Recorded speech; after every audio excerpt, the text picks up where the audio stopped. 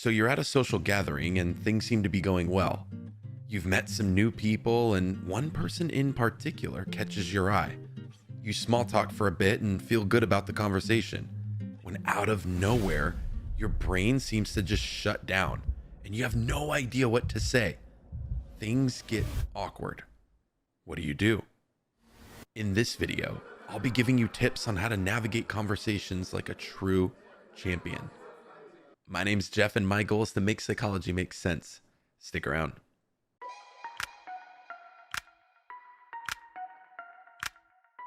A huge part of our psychological health revolves around relationships. And in order to grow and maintain relationships, we have to communicate. Whether it's someone at work that you have to collaborate with, that cute girl you've been gushing on for weeks, or the popular person at the party, we all have those people we've been in conversations with where we totally dropped the ball. I've been there way too many times in my life. But no more. We're better than that now. To protect yourself from the future pain and misery that comes with the awkward pauses in conversations, here are some psychological tips that should do the trick. Be sure to listen to every tip and stick around till the very end, because that's the most important tip that ties everything together. One thing you can do to navigate conversations a bit easier is to ask deeper questions. Instead of presenting tons of yes or no questions or surface level questions, try reframing them into open-ended questions. If you're on a date with someone and they tell you they're from a city you've never heard of before, don't ask them if they like it or not. Instead, ask them what they thought about the city as a whole and what the culture and day-to-day living is like. A simple reframing and evolution of a simple yes or no question can turn into a deeper and more interesting conversation. If you're at a party and there's a lull in conversation, look around and ask people how they know each other.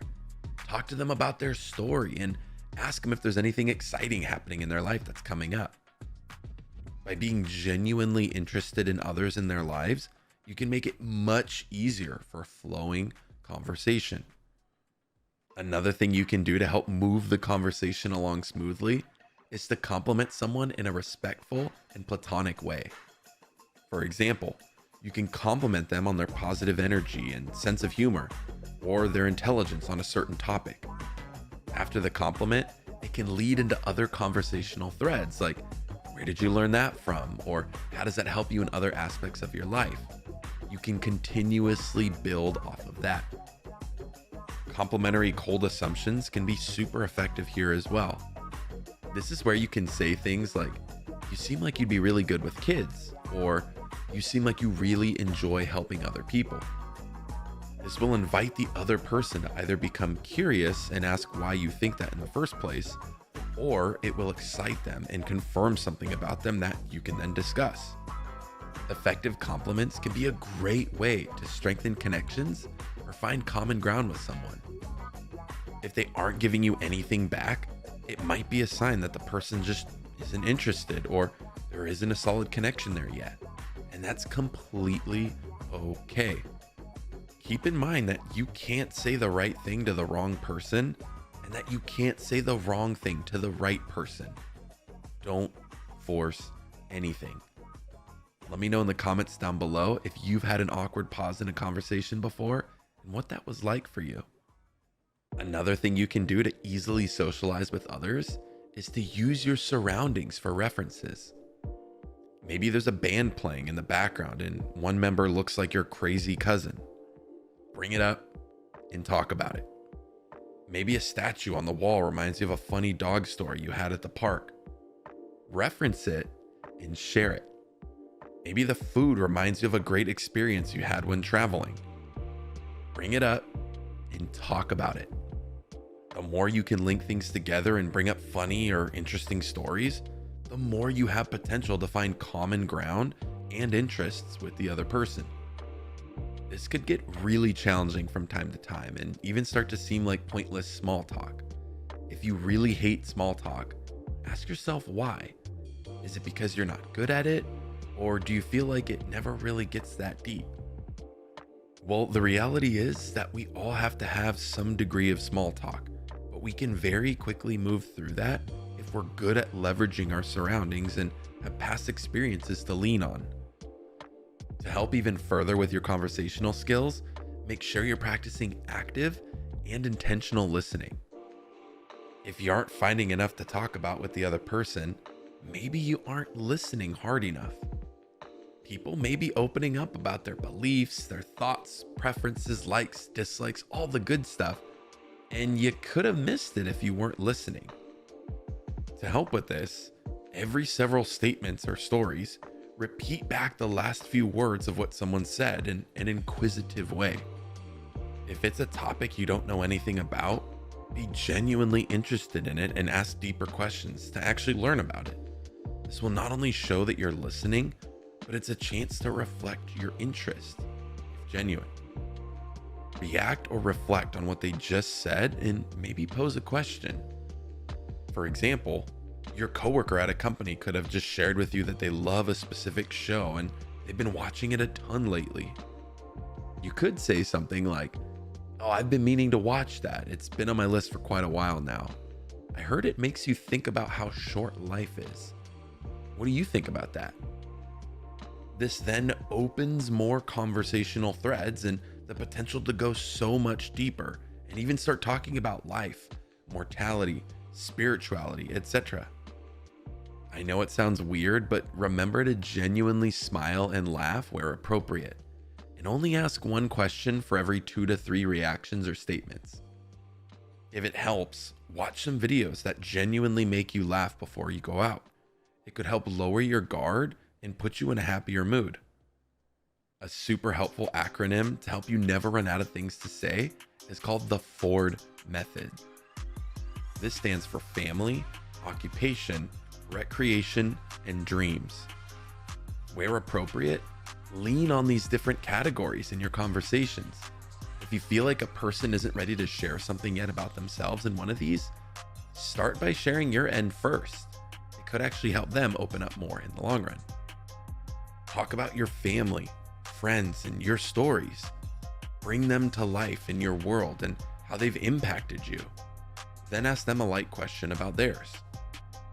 Everybody has to work to some degree, so figure out what they do for a living and how they got into it, why they do it, if there's any passion there or interests, and what it does to help them make a living. How did they fall into it? What's the day-to-day like? This could easily lead you into hobbies. Ask questions like, what is something exciting you like to do? Learn all about it from them. Look for common ground. Dreams can sometimes be a tricky area to navigate with people, but if you learn how to master small talk and you use the tips that we've talked about already, it could be much easier than you think. Maybe it's saving the environment.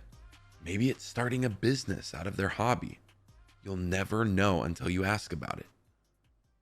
Okay, so this is the most important tip of the video, and it also assumes that you're familiar with the other tips. The final tip to never run out of things to say, be more sociable, and keep conversations flowing is to practice. If you never practice any of this stuff, how will you improve? If you never put yourself out there and take social risks, how will you meet others or build deeper connections? It takes time, discipline, and practice. Sometimes more for others who may not have as much natural talent in this area. Don't know how to practice? Try it out with friends or family members that you feel very close to. Try to walk through verbal scenarios with these trustworthy people who you're not intimidated by, that you feel safe around.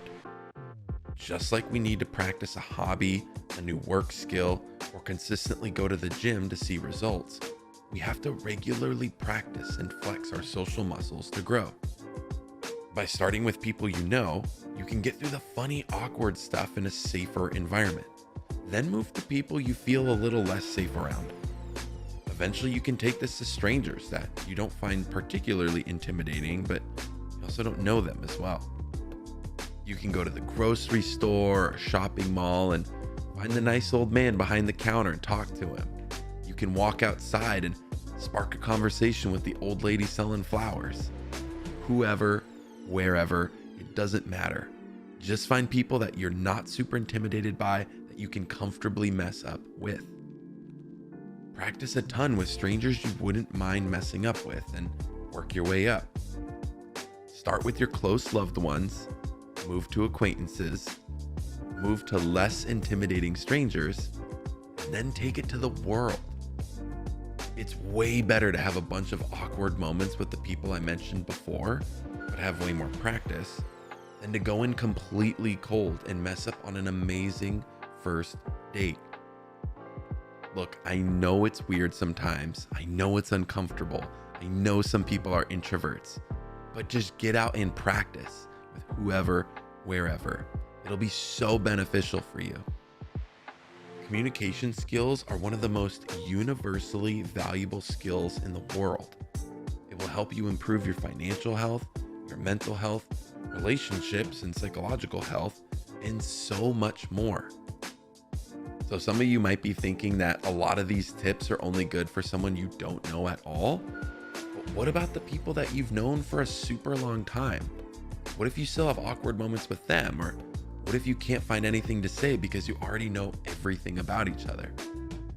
For starters, if you don't have much to talk about with someone you know really well, get out into the world and do new things together. Travel somewhere cool, read books on interesting topics, watch videos on things that fascinate you, and have shared experiences that you can reflect on. Take on new hobbies and spend time away from each other. Doing all of this will give you so many pools of knowledge to pull information and experiences from. Also know that silence can be a beautiful thing. Sometimes it's best to just simply exist in each other's presence without any words being exchanged. Try and learn to find comfort in this. Never running out of things to say and keeping a conversation flowing naturally is a daunting and challenging feat for many. Please be patient with yourself and others and know that we all have things we can work on. This stuff is super difficult and it's often not taught well in schools. Learn to ask deeper questions, provide organic compliments, reference the environment, be a great listener, use the Ford method, and tie it all together with consistent practice. Treat yourself with grace and know this is a skill that can always be developed. If you're worried about procrastinating on practicing the tips I've shared in this video, don't worry about it. I got you covered. My last video was on how to never procrastinate again. Be sure to check that one out. So for all things psychology to help you think, feel, and perform better, stay tuned right here on Psychology of Living.